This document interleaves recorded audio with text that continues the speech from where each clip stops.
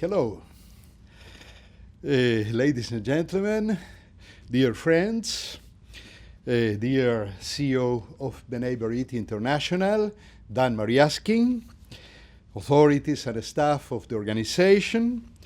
It's a privilege and honor for me to launch this book in this organization that I deeply admire, with more than 200 years of life, and with whom I have always a very close relation throughout the years and helping to do things together. And as Dan said, it's also very important to be launching this book in this country and in this moment, in Yom HaShoah, that is a day of remembrance, a week, a month of remembrance of things that we cannot forgive at all. And as he also mentioned, I would like to say thank you to some people from this house, like Adriana Camisar, that's a wonderful person that is doing an incredible job in all these fields, and also Eduardo Kong, Tobai Shifter, and some other people close to B'nai B'rith, and that also put their effort to help this to happen. I want to express my gratitude to the presence of the ambassador of Uruguay to the United States, Daniel Castillos, his wife, Eleonora, and His Excellency, is not only a pleasure to have you here, but all you said, too much, too much for me, but I really appreciate it. And also to say thank you to the Ministry of Foreign Affairs of Uruguay that declared this event and the other launching events that we are having in New York this next week of ministerial interest for the country. And also I want to express my gratitude to Word Art, that was the home of Charlotte, that is the person that gave the heart to the book. She's obviously by far the main character of the book, and she gave a lot to it. And we have here his son, as it was mentioned, that is in some way part of the story, and his wife here with us too, so also my deep gratitude. And also to Geffen Publishing House to take the decision to publish this book. And last but not least, to my friends of Israel Allies Foundation.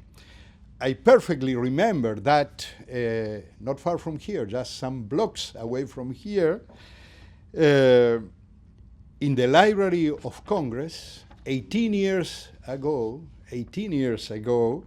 May 22nd, 2008, together with some parliamentarians of the United States, some parliamentarians of the Knesset, and just a handful of others from the rest of the world, including myself, we put the cornerstone of this organization that now has more than 2,000 members, all of them parliamentarians and ministers from different countries, inactive, and from 65 countries.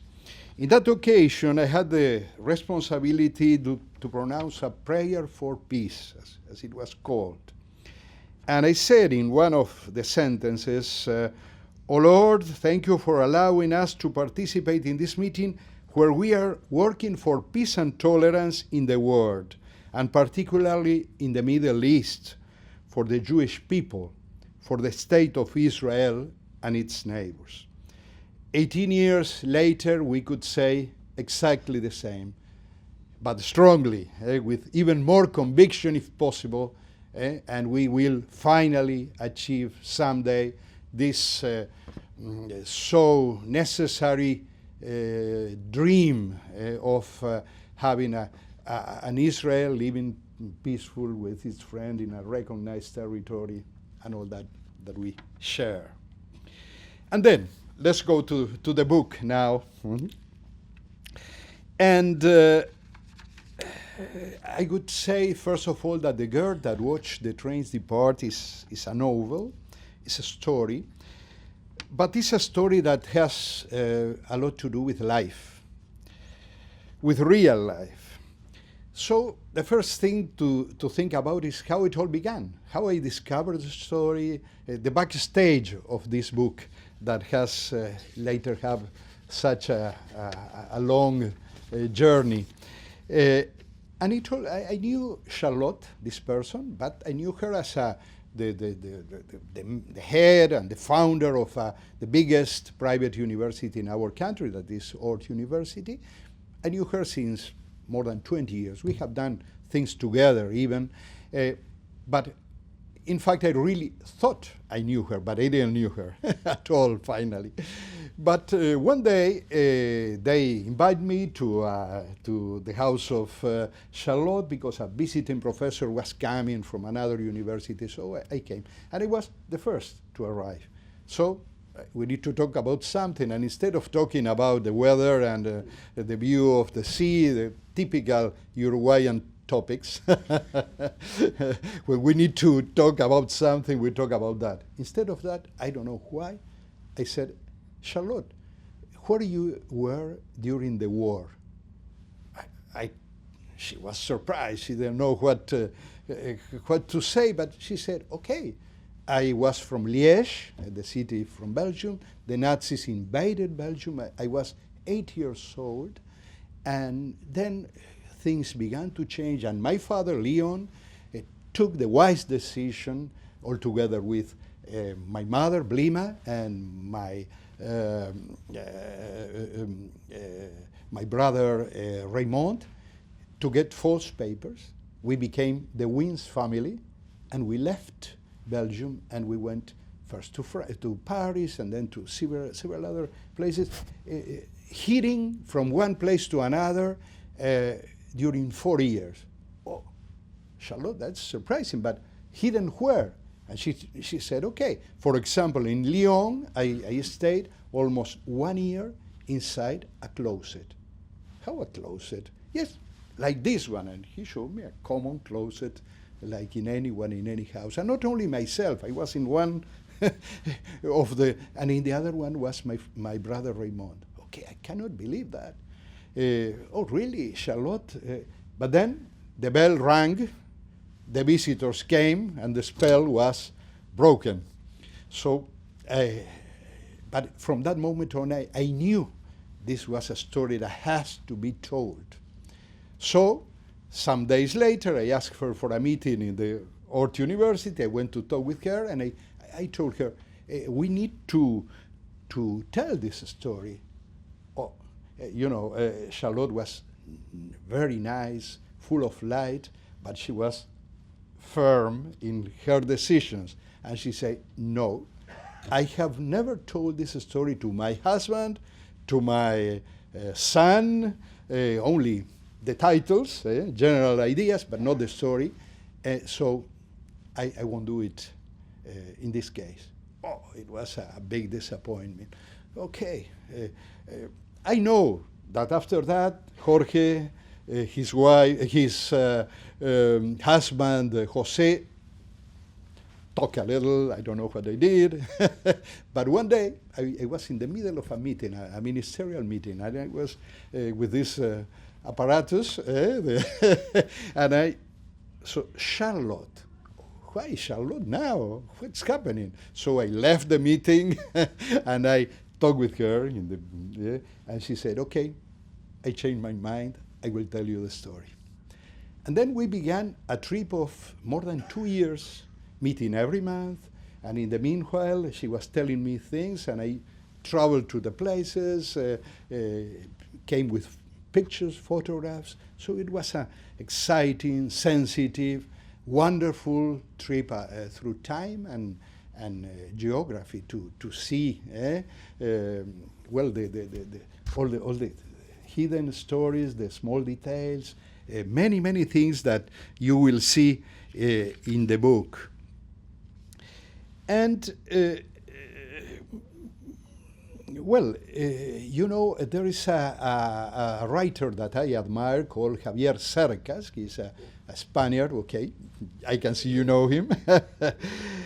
And he has said, the best literature is not the one that sounds like literature, but the one that sounds like truth. Mm-hmm. So I don't know if this is good literature, but at least it tries to sound. I could add that this smells like life, like life. And so right from the beginning, I thought, okay, I need all to talk with as most characters I could be able to talk. Charlotte, and through Charlotte, many other ones that I can.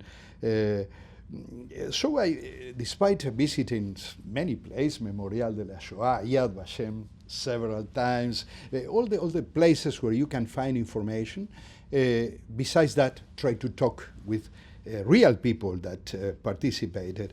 An architect called Mies van der Rohe, probably you know him also from creator of the Bauhaus. He has to leave Germany too because he was persecuted by the Nazis. He was not from Jewish origin, but anyway, he has to leave. Used to say the following, usually we say the devil is hidden in the details. That means that if you don't pay attention to the details, things can be important, but at the end, there is something that doesn't close very well. And then he add to the sentence, but in the details, you can find God. That's his sentence. The devil is hidden in the detail, but in the details, you can find God. And then talking with Charlotte through 2 years and with a lot of intensity, I discovered many, many details, and in some of them you can see the hand of God or something similar at least. And I will tell you only one of these stories. When they were in Grenoble, they were hidden as always. The small girl, in that time maybe 10, doesn't know what to do. So she said, Blima, her mother, said, okay, I will build you a dominoes, you call it dominoes? These dominoes in English, domino in Spanish, dominoes. I will prepare you a dominoes. Okay, but there's a problem. We don't have paper. In those times, they didn't have paper. So she went to the street, take some risk, and they got pamphlets. Pamphlets that were put there by the Nazis that were occupying the southern part of France. And then she used to get some of these papers. And then what she did, she cut them, and in one side it was the pamphlet, and in the other side she built the small cards for the domino. And so Charlotte was very happy, and she used to play with another small girl that was hidden in the next, with the domino. But the incredible thing is that the domino, in one side, was a pamphlet telling the French people, you have to denounce the Jewish that are hidden. And in the other side, Blima was able to build something full of life, to continue to make her daughter happy.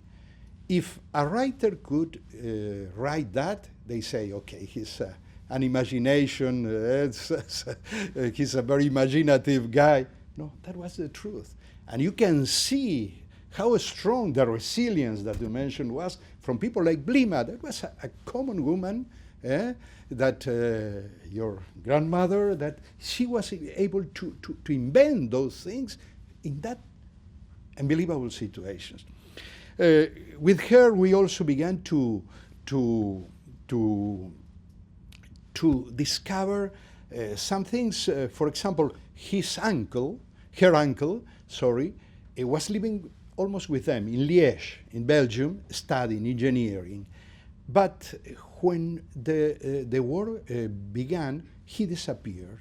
So the only idea Charlotte has is my beloved uncle, that was more or less like a brother, a bigger brother, disappeared.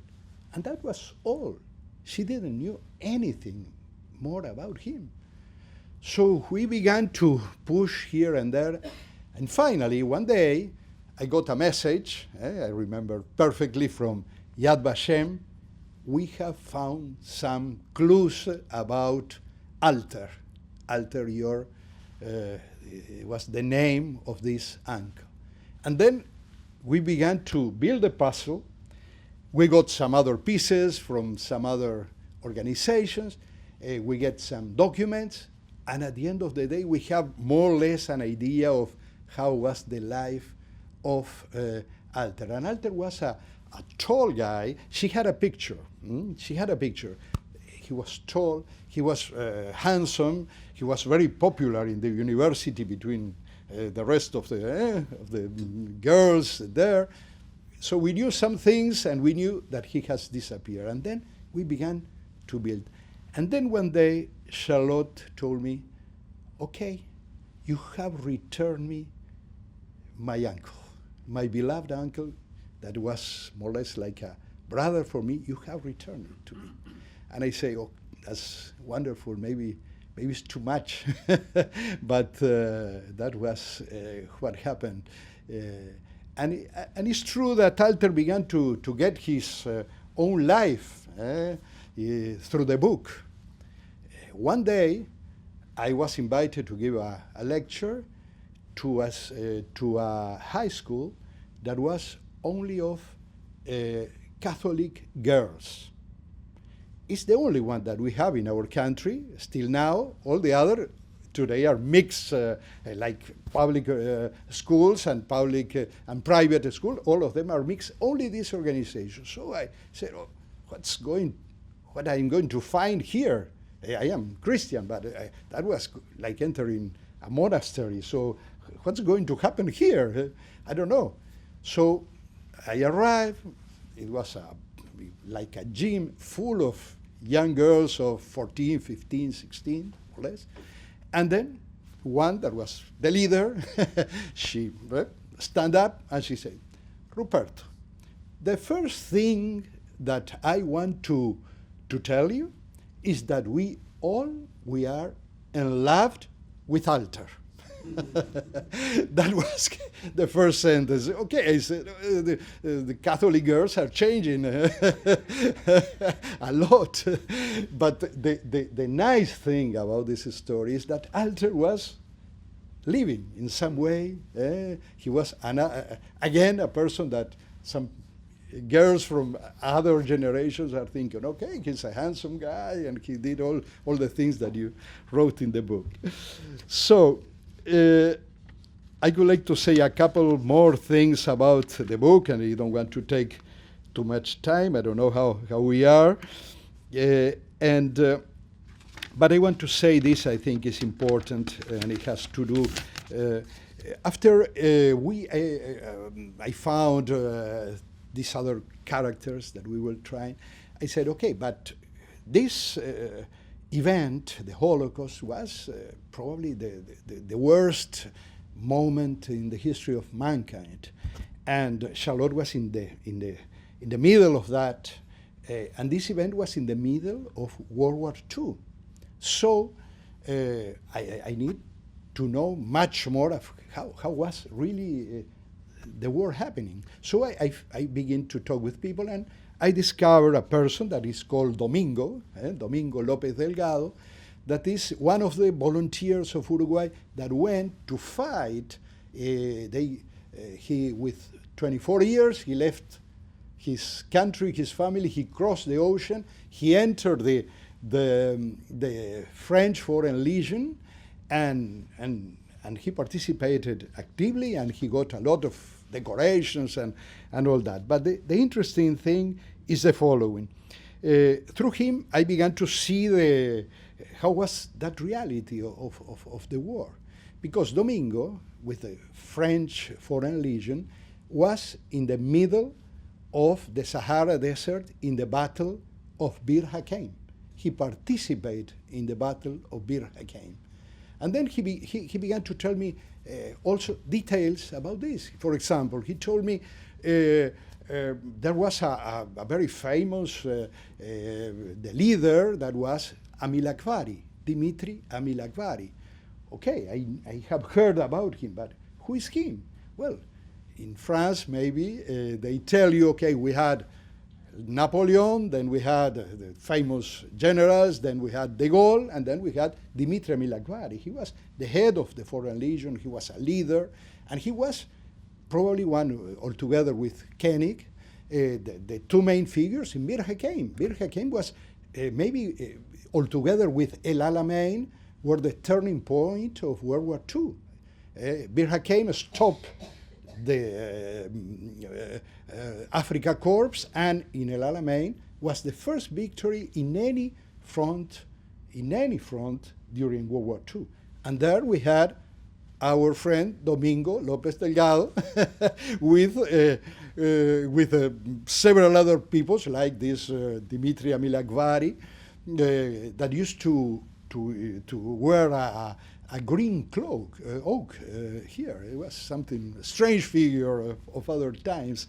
And he told me many interesting things. I talked with Domingo also many hours, and he told me many things about those difficult times, because they were completely surrounded by the Africa Corps in Bir Hakeim and outnumbered 10-1. It was impossible to survive. They almost didn't have water, ammunition, but at the end of the day, they survived. You would ask me how, and then you will have to read the book. If not, I will tell you everything. But it's also another incredible story. And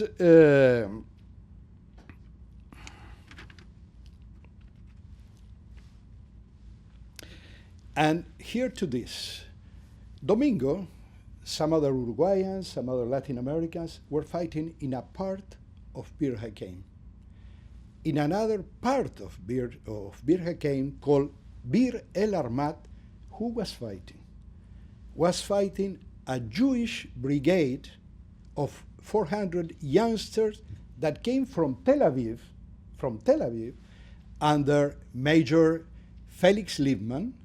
He was the head of that brigade, and they were using the flag that was not allowed, but they were using because General Koenig, that was later a great friend of Israel, allowed them, okay, you can use it, and they were using the flag that with the Star of David. So they were fighting against the Nazis, and they even interchanged some negotiations, the Nazis, and in the other hand, these 400 people with the flag with the Star of David. That's something unbelievable.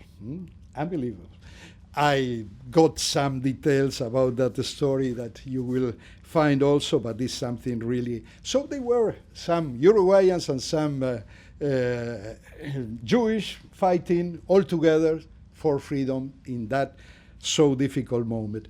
But there were other small details, and is the last one I will tell because it's a little funny. Domingo, when I met him, was 95. Her wife was 93. But what happened? That in that time, in the Foreign Legion, there was the only woman that was in the history of the Foreign Legion, called Susan Travers. She was British, and it was the only woman in the whole history. And she was there in Bir Hakeim.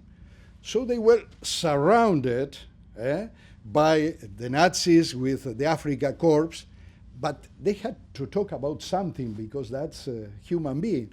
And so they talked some things related with Susan Travers. And Susan Travers and Dimitri Amil Akbari, that's human nature.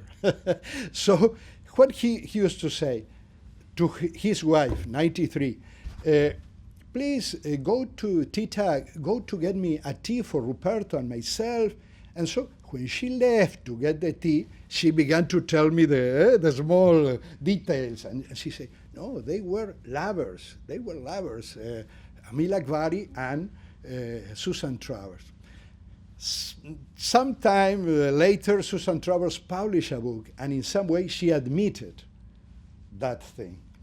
So when I was writing my book, I was able to find the daughter of Dimitri Amil Akbari. Amil Akbari died, unfortunately, in El Alamein. In the moment of great triumph, he died. But his daughter, called Tamar, she was living in Prague, and I found her. Then we met in Paris and all that.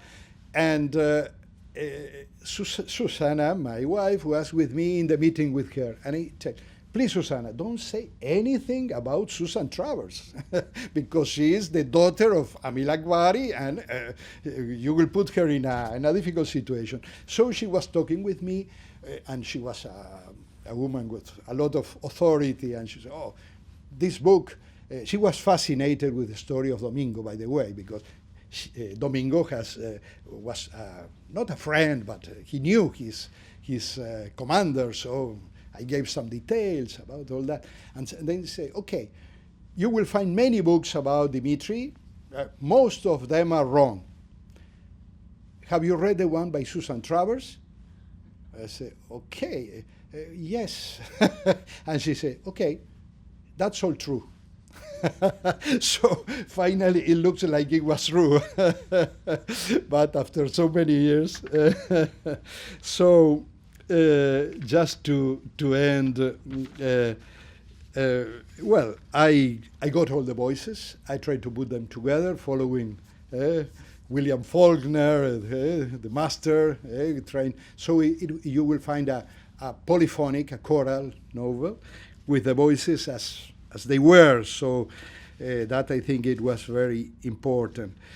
And even mainly the voices maybe of young children, like this wonderful Charlotte.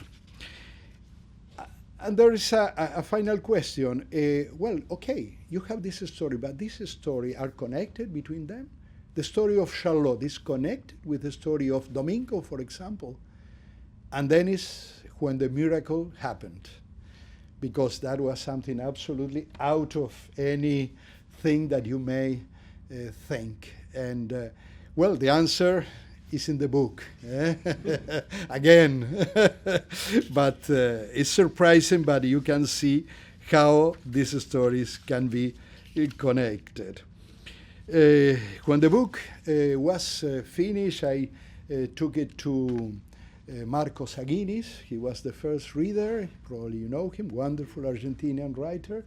He is from Jewish origin, and he wrote many masterpieces. And then after we met in Palermo, all that, and then later he wrote me a nice letter, and he used a sentence. This is a moving, a touching book full of light, full of light. So I hope that the light of Charlotte and all these other characters can be in the book.